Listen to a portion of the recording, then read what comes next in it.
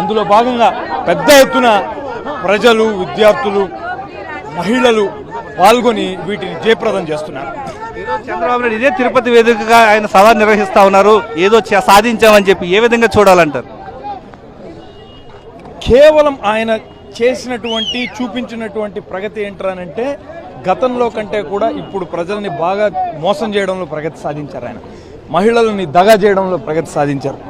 విద్యార్థులను పూర్తిగా మోసం చేయడంలో ప్రగతి సాధించారు. ఇవి చెప్పుకోవడానికే మీరు సభలు ఏర్పాటు చేస్తున్నారు తప్ప మీరిచ్చినటువంటి హామీలను పూర్తి స్థాయిలో అమలు చేశారా లేదా అన్నది మీ ఎన్నికల మేనిఫెస్టోలో ఉన్నటువంటి ప్రతి అంశాన్ని మీరు విప్పి చెప్పే ధైర్యం మీకుందా అని మేము వైఎస్ఆర్ కాంగ్రెస్ పార్టీ తరఫు నుంచి ప్రశ్నిస్తున్నాం.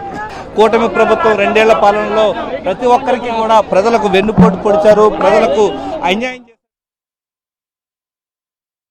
జరుగుతున్నటువంటి వ్యవహారాలన్నిటినీ కూడా వైఎస్ఆర్ కాంగ్రెస్ పార్టీ క్వశ్చన్ చేస్తూ ఉంది ఈ ప్రభుత్వాన్ని. నిన్న జగన్మోహన్ రెడ్డి గారు క్లియర్గా జరిగినటువంటి అక్రమాలు, మీకు సంబంధించినటువంటి వాళ్ళకి 10-15 లక్షల రూపాయల చొప్పున ఈ టీచర్ పోస్టులు అమ్ముకున్నటువంటి వైనాన్ని, అలాగే స్పోర్ట్స్ కోటాలో జరిగినటువంటి అన్యాయాల్ని, అక్రమాలని, అలాగే అన్ని ఆధారాలతో సహా ఎంత దిగజారిపోయిందని అంటే జీవో ఇష్యూ చేస్తారు, వాళ్ళకి కావాల్సిన వాళ్ళకి ఉద్యోగాలు ఇస్తారు, మళ్ళీ వెంటనే జీవో రద్దు చేస్తారు.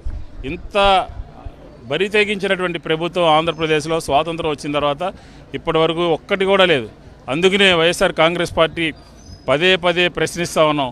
ఈరోజు ప్రభుత్వాన్ని నిలదీస్తూ ఉన్నాం, ప్రభుత్వాన్ని అడుగుతూ ఉన్నాం, కరెంటు ఛార్జీలు ఎందుకు పెంచారు? ఎన్నికలకు ముందు పెంచనని చెప్పినటువంటి మీరు కరెంటు ఛార్జీలు ఎందుకు పెంచారో సమాధానం చెప్పాలి. ఎన్నికల మేనిఫెస్టోలో పెట్టినటువంటి 50 సంవత్సరాలకే పెన్షన్ని ఎందుకు అమలు చేయలేకపోయారో చెప్పాలి. ఆడబిడ్డ నిధి ఇస్తాము అని చెప్పని బాబు షూరిటీ భవిష్యత్తు గ్యారంటీ అని చెప్పారు. ఏది ఈ రోజున భవిష్యత్తు ఏది? బాబు షూరిటీ అంటే మోసం గ్యారంటీ అన్నట్టుగా మనకు అర్థమవుతా ఉంది.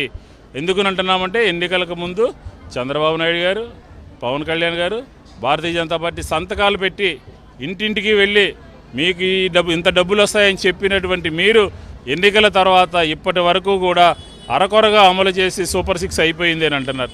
జగన్మోహన్ రెడ్డి గారి ప్రభుత్వం అలా కాదు. జగన్మోహన్ రెడ్డి గారి ప్రభుత్వం ఒక క్యాలెండర్ని ఇచ్చి, ఒక క్యాలెండర్ రూపంలో జనవరి మాసంలో అమ్మఒడి వేస్తాము, ఫిబ్రవరి మాసంలో ఇళ్ల స్థలాలు ఇస్తాము, మార్చి మాసంలో చేయూత ఇస్తాము అని చెప్పినటువంటి ఒక ప్రణాళికాబద్ధంగా పరిపాలన చేసినటువంటి వ్యక్తి వైఎస్ జగన్మోహన్ రెడ్డి గారు. మీదేంటి?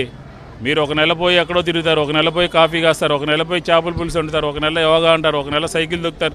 ఇది పరిస్థితి.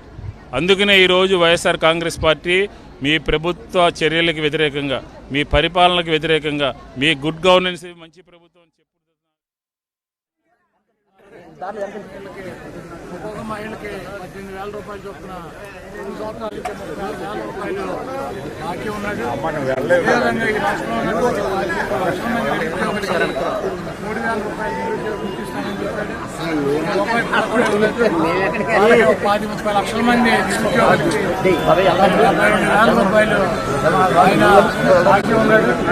అదేవిధంగా ఈరోజు నిరుద్యోగులకి డిఎస్సీ ఎగ్జామ్స్ పెట్టి నేను డిఎస్సీ కడతానని చెప్పి గతంలో వైఎస్సీపీ ఉండగా 10,000 మందికి మెగా డిఎస్సీ పెడితే వాటిని క్యాన్సిల్ చేసి ఇంకొక 6,000 మందిని కలిపి 16,000 మందికి డిఎస్సీ ఇచ్చానని గొప్పలు చెప్తున్నటువంటి ఈ ప్రభుత్వం జగన్మోహన్ రెడ్డి గారు అడుగుతున్నటువంటి ఏ క్వశ్చన్ ఈరోజు నిరుద్యోగులకి అక్రమ మార్గంలో ఇవ్వాల్సినటువంటి ఉద్యోగాలను కూడా రైట్. రాష్ట్ర వ్యాప్తంగా కూడా అన్ని నియోజకవర్గాల్లో వైఎస్ఆర్సీపీ చంద్రబాబు వెన్నుపోటుకు 2 ఏళ్లు కార్యక్రమం నిర్వహిస్తోంది. పోరాటాన్ని ఉధృతం చేసిన విజువల్స్ మనం ఉదయం నుంచి కూడా చూస్తున్నాం. అనంతపురం వెళ్దాం. మా కరెస్పాండెంట్ శివారెడ్డి ఉన్నారు. శివారెడ్డి, ఏంటి అక్కడ సిచ్యువేషన్?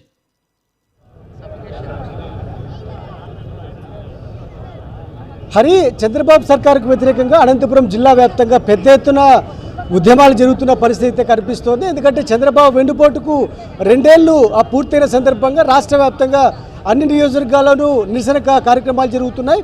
చూడొచ్చు, అనంతపురం అర్బన్ నియోజకవర్గానికి సంబంధించి అనంతపురం నగరంలో లలిత కళా పరిషత్ నుంచి క్లాక్ టవర్ వరకు భారీగా ర్యాలీ జరుపుతున్న పరిస్థితి కనిపిస్తోంది.